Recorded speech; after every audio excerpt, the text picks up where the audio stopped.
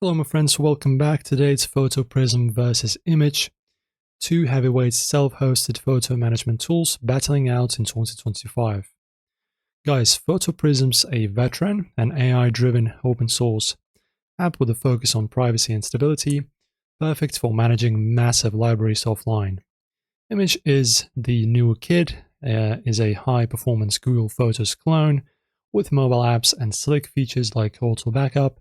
Both run on your server via Docker, but Photoprism's mature, while Immich's racing ahead with updates. So, who's winning?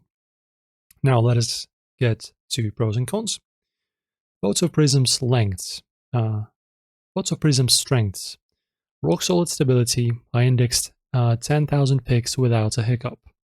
It's got a WebDAV for easy uploads, great metadata editing, and a free tier that's plenty for most. Cons: facial recognition is weak, it barely tags right, and no native mobile app hurts. It's ideal for pros who want control, less so for phone first users.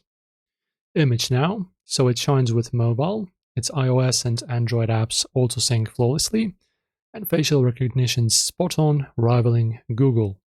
The UI is modern and multi-user support baked in. Downside: while it's still in beta, I hit a crash indexing videos and setups trickier with more dependencies. So who's winning, guys?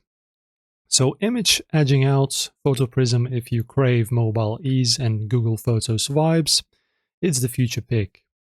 Photoprism holds strong for stability and power users who don't mind the web-only life. Test both, your style picks the champ. Which one's your fave? Drop below. And like and subscribe, guys. I will see you in the next video.